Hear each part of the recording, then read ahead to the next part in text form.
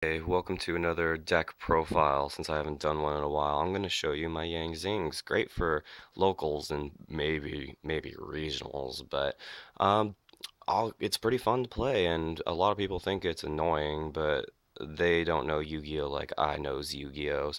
So we'll start out with the 10 traps. We got Torrential Tribute, Bottomless Trap Hole, 3 Yangzing Creation, 1 Call of the Haunted, 1 Compulsory, 3 Skill Drain.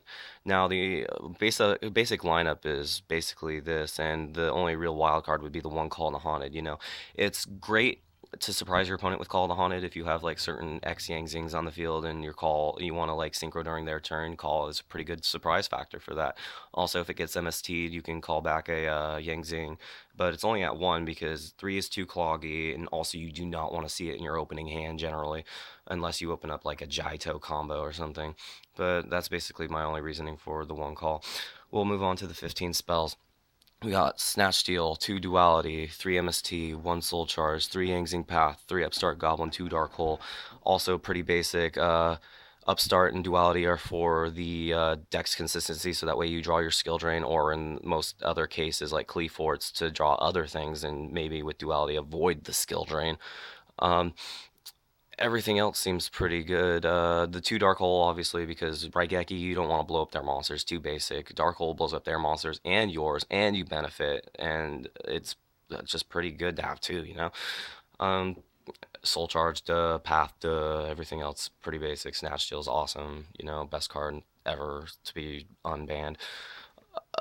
Let's move up to the 15 monsters. We got 2 of each Yangzing except for Suwani, which is at 3 because he's the Beatsy, and we need the Beatsy, and he's the basic staple for your synchro summoning because of the level 4. 2 Veilers as well, just in case you don't have skill drain, or if you want to emergency synchro summon, and for those first turn tour guides. Um, Also very basic, super basic. Opening up 2 Jaito or 1 Jaito is a pretty good thing, especially because your hands can get cloggy full of Yang Zings, and usually opening up Jaito, a live Jaito, and skill drain results in Stardust Spark plus skill drain. That usually beats a lot of things. Shaddolls definitely can't beat it unless they open up MST and Shadoll Fusion, so they can Dragon Pop and MST skill drain, and then that's just tough luck for you, I guess. 40 card deck, really cool. I took this deck to a sneak preview with 28 people, and I managed to win it with this deck, playing against 2 Tellarknight in top and 1 Burning Abyss, losing only to the Burning Abyss deck that I beat in top 2 in Swiss. In my top 4 guys' defense, I was at 100 during game 2 after winning game 1, and he did not have Cowboy in his extra deck. He had like Giant Hand and some other stuff, but he thought Cowboy was degenerate, and I kind of agree with him because it's basically taking up space for like 800 damage, and I mean I've seen it win games, but I guess times has changed. Um, let's move to the sideboard. Right, we got 3 Mirror Force, 1 Needle Ceiling, 1 Light Mirror, 1 Twister, 2 Imperial Iron Wall, 3 Shadow Mirror, 2 Fire, 2 Ice. Obviously, Fire and Ice, very good versus Cleafort, very good against, the Tellarknight matches, and run their other random rogue stuff where you can just swing and start blowing crap up. You basically can swing freely into Cleafort since they cannot stop the attacks of these guys, like with anything that they main deck.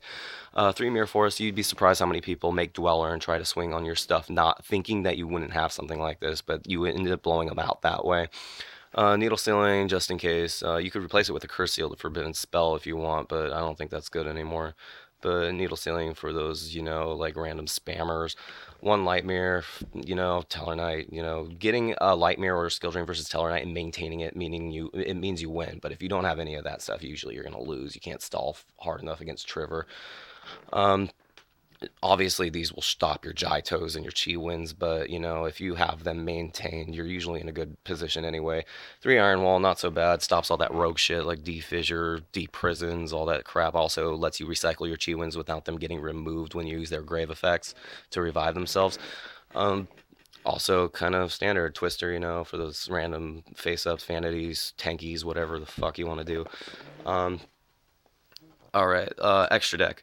We got 2 Baxia, 2 Yazi, Mistworm, Thought Ruler Archfiend, Stardust Spark, BLs, Goyo Guardian, Hyper Librarian, Armades, uh, this Reborn Dragon, Balmang, Herald of the Arclight, and Clausolus. Everything in here is useful for one reason or another.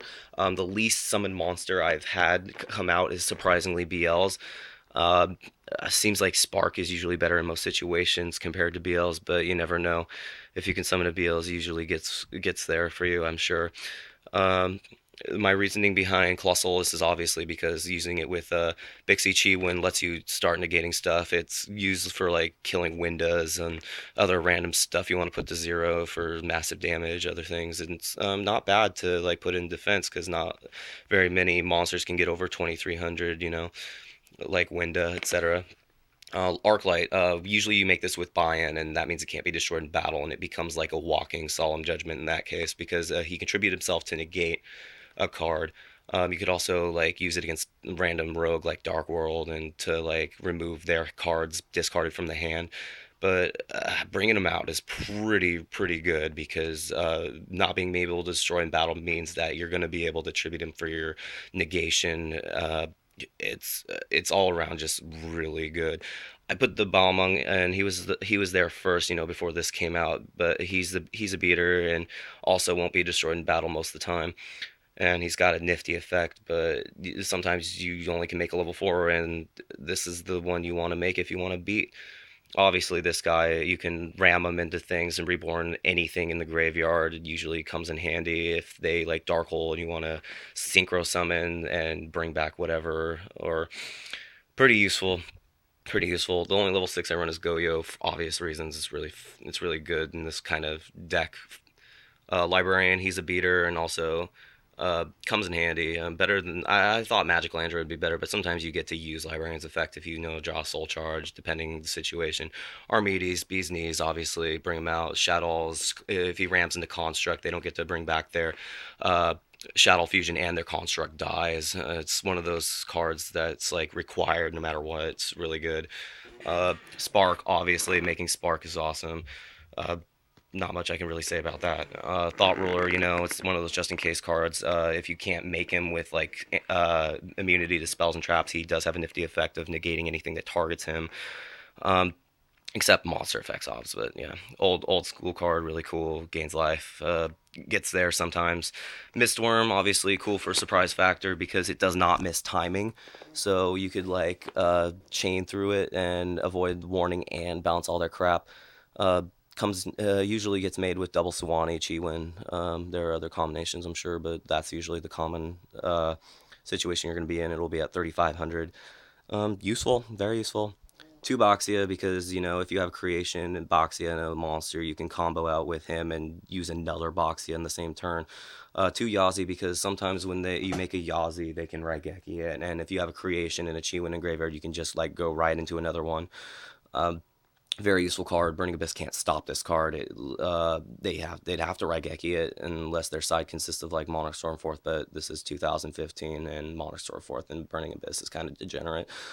Um, yeah, that's pretty much how it goes. I mean, if I could, I don't run any XYZ obviously because creation kind of stops that, and the synchro summoning is a little more vital usually. I mean, if anybody wants to run an XYZ, they could use like a Castell or something, but that's not my preference, and I decided to run 15 synchros across the board. If I could use another level 6, I might use another level 6, but I wouldn't know what to take out. If anything, I might take out BLs, Balmung, Librarian, I don't know.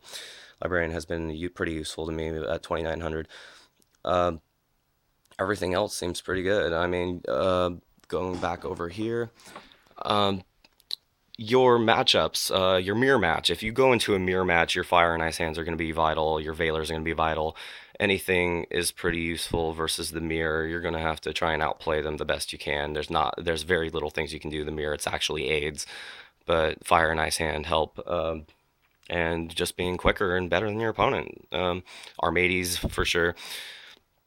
Your Teller Knight match is a struggle. It used to be before Trigger, like you could stall out until you draw something, but if you don't draw Skill Drain or Light Mirror or maintain it, it's pretty much over for you. But Teller Knights are dying out, so you probably won't have much of an issue with that.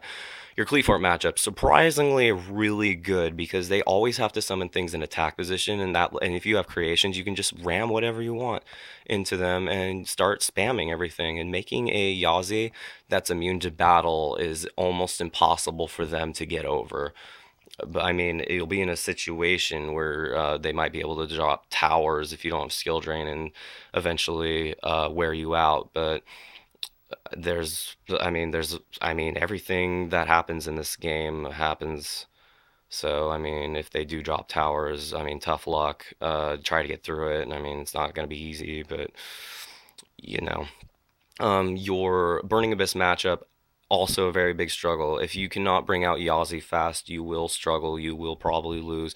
But yesterday, I didn't bring out Yazi. All I did was work fast, beat down. They eventually ran out of sources compared to my sources.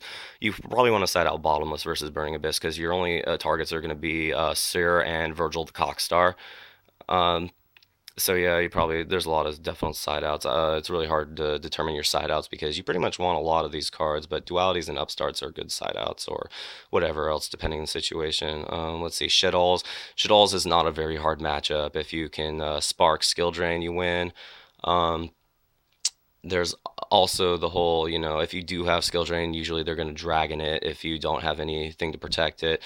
Your weaknesses are Fairy Wind, obviously, and there's a lot of decks that can do that. You don't really lose to Denko Seka. You just shotgun your skill drains if you're really afraid of Denko, or if you have Veiler, just like surprise them.